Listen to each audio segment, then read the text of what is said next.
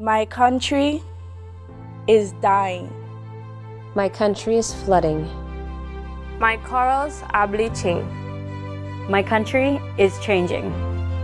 My country is struggling. My country is running out of time. My islands are disappearing.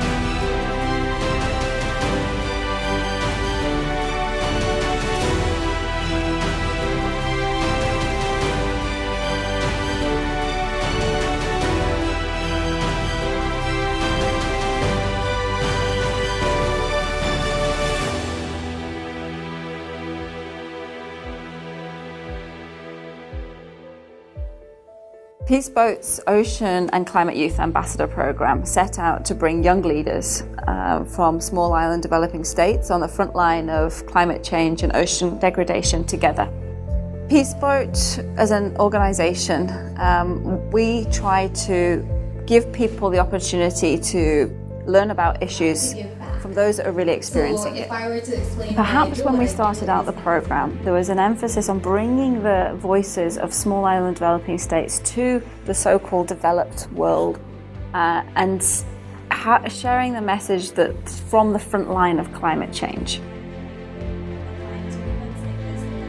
The reason we're known as a small island developing state is because each one of us face similar issues when it comes to climate change and sea level rise. We have coral bleaching, our sea level temperatures are rising, and therefore hurricanes become more frequent in our parts.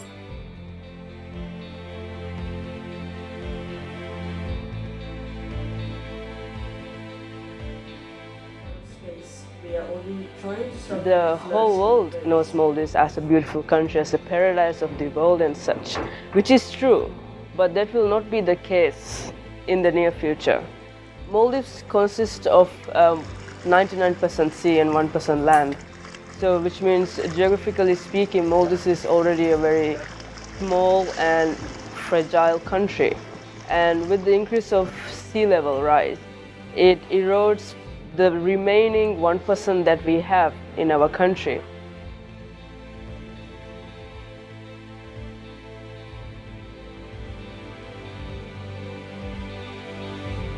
In Seychelles, 3 of the main islands, in total they have 62 beaches, and 33 of them has been heavily eroded due to climate change.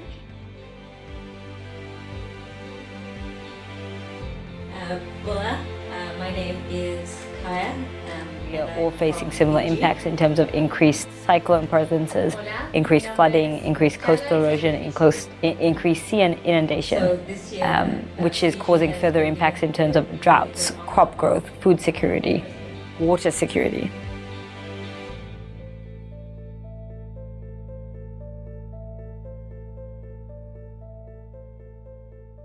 So, and now I think most important action, one of the action is to really bringing the voice from the small islands to the world and how much dangerous situation they are in, and also that's how they're struggling but to survive or to build a sustainable society in their own island.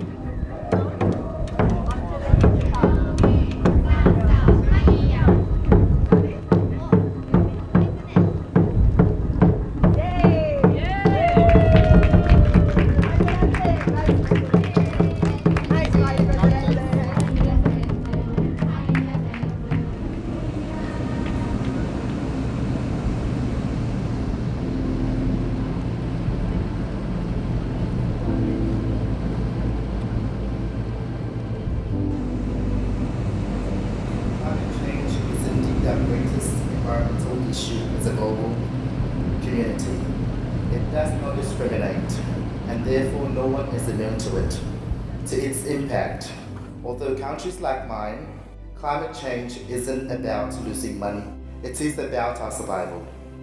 Our lives are at stake, and we call on the international community to jump on a crisis. We went to Lisbon, where we did presentations for an audience, and I learned a lot about what is happening in the other small island developing states, like Kiribati and the Marshall Islands. It was really eye-opening for me, because coming from Trinidad and Tobago, you'd find that a lot of people don't have the same connections with the environment. And one thing Matthias said that really stood out to me was that for some people, climate change is an economic issue, but for them, it's really a matter of survival. And where I come from, that's what it is. At least right now, it's an economic issue. I felt kind of bad that we don't really take it so seriously in Trinidad and Tobago. Meanwhile, other people, other similar small island developing states are having such a hard time where it's literally a matter of survival.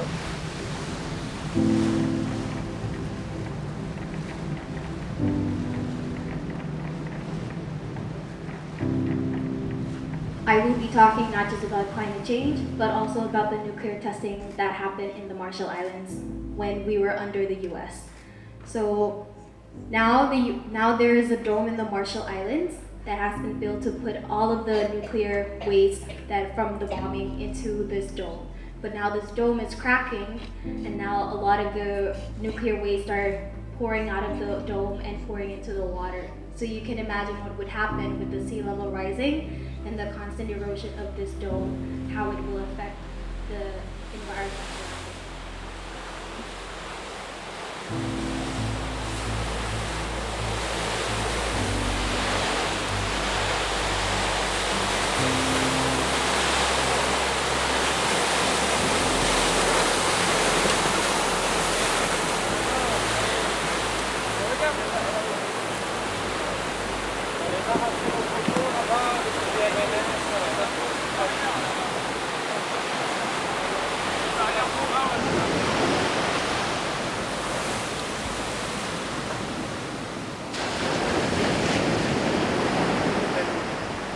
Less 20 hours, we lost 5-10 meters. That's really interesting.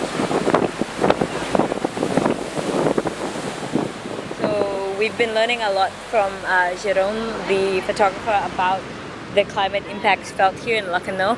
And specifically, he's been telling us a lot about how there's a big decision on whether to protect the shoreline using this system of rock or to relocate their entire town. I think for us, coming from small island states, it's been really eye-opening to see that the impacts that we're facing at home aren't endemic, and that there are places all over the world and even here in France that are facing very severe climate impacts, and it's not spoken about, it's not talked about. But I think more people need to learn that the problem isn't in some faraway ocean, but it's right here on their front doorstep.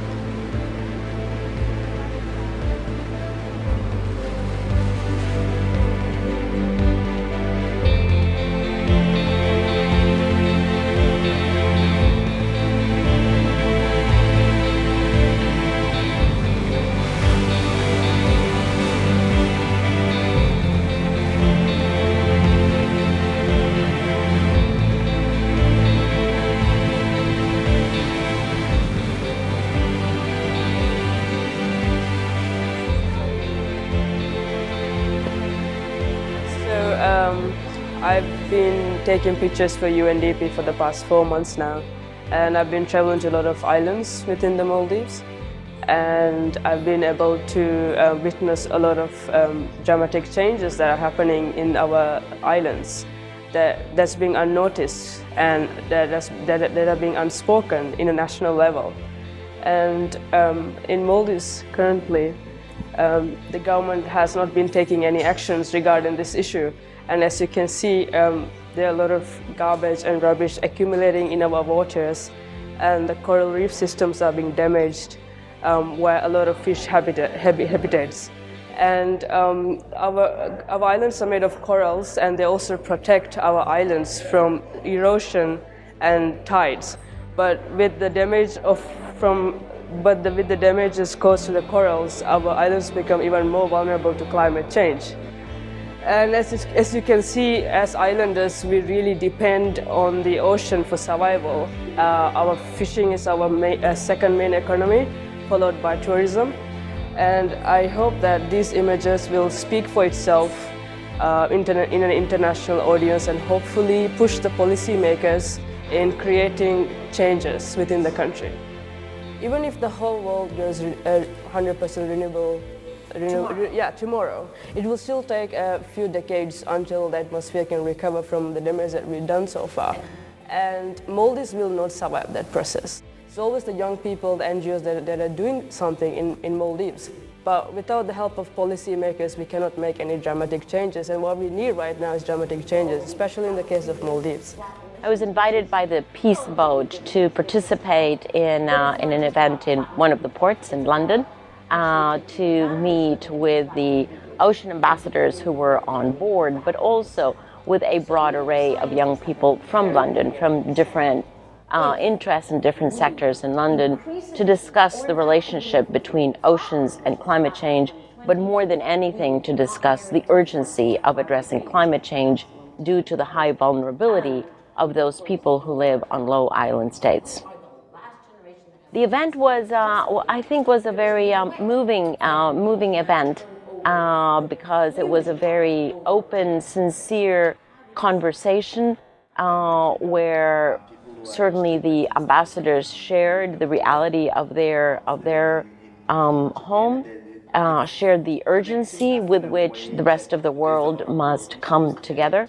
And I think I was very impressed with the openness of the audience that was actually also young people. Hence, I again reaffirmed my faith that it is the young people who are going to set us on the correct course. And here we are now in 2017. Now, the good news is that for 3 years, as we were saying yesterday, for 3 years we've been flat in our mission. And now the question is, what happens after this? If we follow this curve, which is what we've been doing for 100 and something years, if we go up, we are majorly screwed. Because the moment you go beyond 2020 and go up, this means you go anywhere between 2.5 at the best to 6 degrees. Meeting Christiana Figueres, someone who has held, very senior positions within the UN, has been very inspiring. Her eloquence has very pushed us to really see the bigger picture of what world issues are playing at present and how we can push our agenda for climate action or life underwater during this critical stage. And what I like about her is that she doesn't like to see anything impossible, and she pushes through. And at the same time, we have to continue to inspire people and to be optimistic and to shine a light on the solutions. Because if we only shine a light on the problems and the absolute dire effects, we're not going to move forward. For us, she came on board at a time when we were really starting to deal with a lot of hard questions and seeing a lot of people who were saying that climate change hasn't happened in my country or it's not happening at all, or giving us some of the hard questions, so making us really have to assert and challenge our position. And so I think spending time with her really reinvigorated us and really reminded us why we are here and why we are doing this. And I think that her words about being a stubborn optimist are really going to stay with us forever, essentially. Because two parts, like you have to be stubborn to ensure that the fight carries on, but you also have to be optimistic that there is an end goal, that there is something positive at the end of all of this.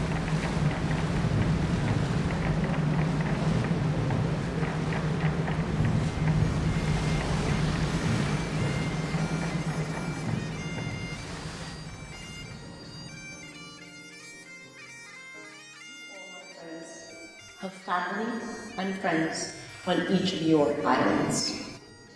Now, the world will tell you that the feat of guaranteeing survival for everyone on your island is impossible. I tell you, never give up. Never give up.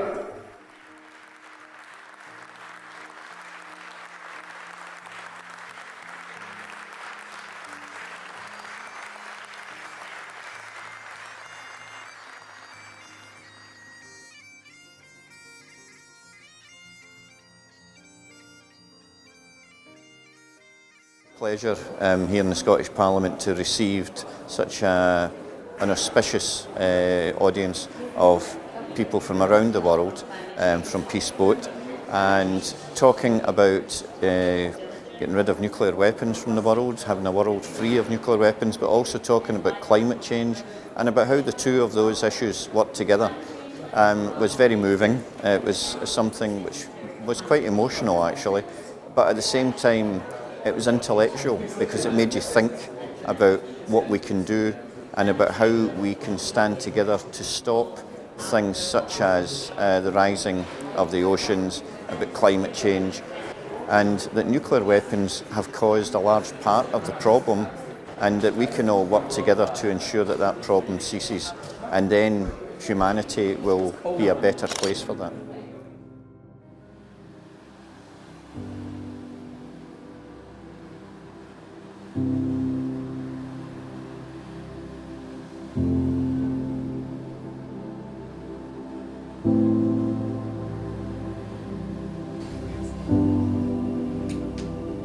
Iceland lies on top of the North Atlantic Oceanic Ridge, where the Earth's surface plates are parting at an average rate of 2 centimeters a year. Individual fissure swarms are termed volcanic systems. It's incredible. It's amazing how much they're doing and how they're really thinking outside of the box and really that they use the resources that they have, but in a sustainable manner. It's interesting. It's inspiring. Yeah, it is. Especially since this island was able to produce 100% of electricity, and smaller countries in Europe, and they have the ability to do something like that, and they're not.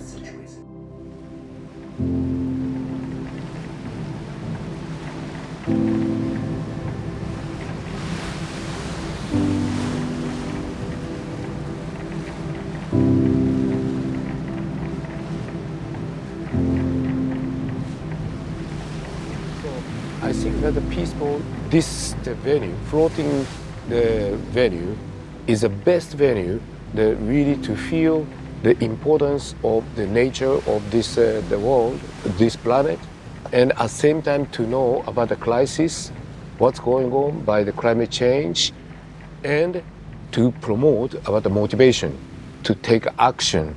For us, that's still I'm not satisfied at all. The present Peace Boat voyage, because unfortunately this ship, our ship now is a conventional ship and using the fossil fuel. And the cruise is now become very popular, but unfortunately that the cruise industry is not so enthusiastic to invest for the eco technology. So, and I think that we have the responsibility to promote more ecological, sustainable cruise. So why not we try to make a symbolic the ship to sail all over the world with a message of the peace and sustainability. That is the eco ship.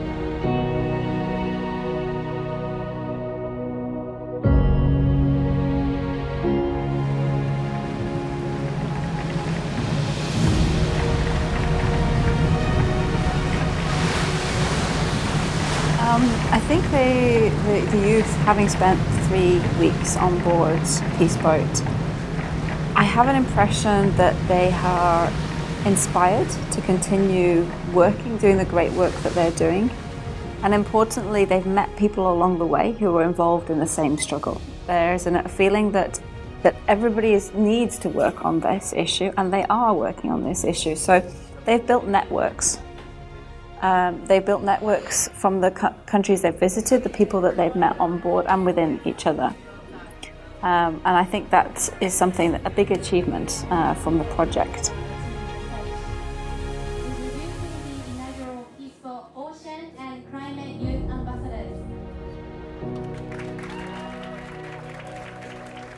My colleagues and I are very privileged to have been selected as the pioneers of the Ocean and Climate Youth Ambassador Program. We have traveled around Europe on board Peace Boat, sharing our stories and making testimonies about issues related on climate action and life underwater. I hope our presentation tonight will do justice. In the last 3 weeks, I think many of us in this program have learned a lot, not just about becoming more familiar with the climate impacts that are happening at home in our own countries, but also gaining a better familiarity and understanding of what our colleagues in other countries are facing, whether they be similar impacts, which there are a lot of, and also differences that are also happening in their countries, and either learning from the positive or negative experiences of those. But I think for many of us as well, it's been very eye-opening that we know where we are on a map, but for a lot of people, they don't even know we exist.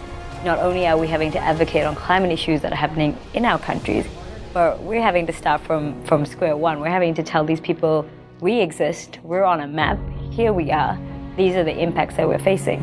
Because you can't save something if you don't know it exists, and you can't fight for something if you don't know that it's suffering, that it's having these climate impacts.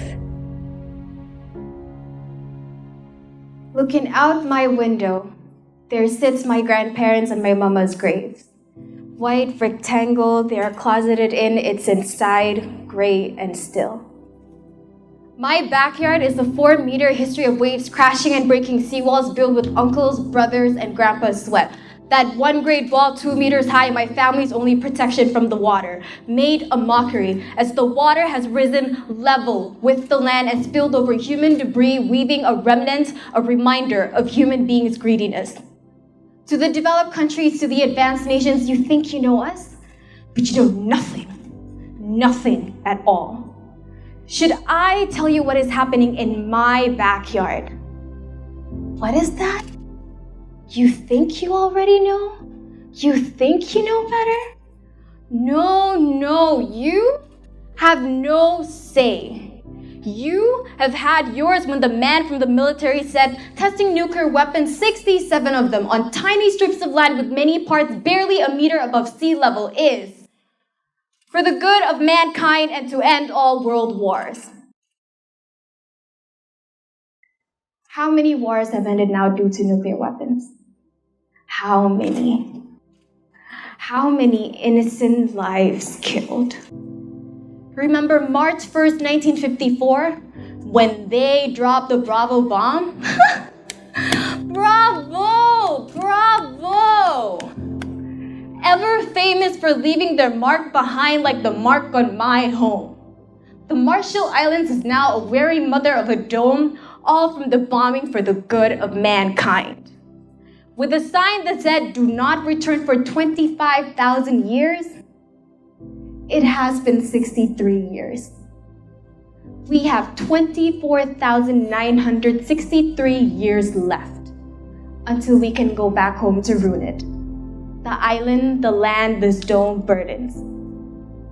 But now the waters have washed this sign away, eroding parts of this dome away, cracking and leaking harmful radiations out into the open. So foreign men who visited the dome to study it say the outside is more contaminated than the inside. And they leave again with numbers and calculations, no solutions, not a thought for us. Foreign men, do you think about my island's drowning? My island ain't got no time for 24,937 years. Scientists have predicted by 2050 we are no more. No more. 2017, I am here. My island's got 33 years left. 33. But in 24,937 years, we will be able to go back to ruin it. How far do you think she will be underwater? Looking out into horizons of waves, angry, hungry for redemption, a boo-boo sits on her plywood 10-inch iPad. She looks at me, sadness and confusion in her eyes. What is wrong with our islands? I don't ever remember seeing it like this. It hits me, she does not know. She does not know what is happening in our islands, not knowing these waves pounding our shore are human-induced. I swear, I will fight for this grandma. I will fight for my family, and I will fight for my country's survival. For bigger countries mock us after they have violated the earth's virginity with their carbon-filled aphrodisiac, digging and pumping out fossil fuel from our mother's womb, relentlessly, constantly mocking us. At 1.5 degrees, at the risk of my people becoming climate change refugees, becoming stateless, becoming landless, becoming just a blue passport. The only identity of this grandmother and me. My backyard is not like your backyard. My backyard is trees crippled. It is broken bones unearthed from graves. It is nuclear radiation rich. It is tides with white fangs. It is houses broken down, no more occupants within. It is the land getting smaller and smaller. Bravo!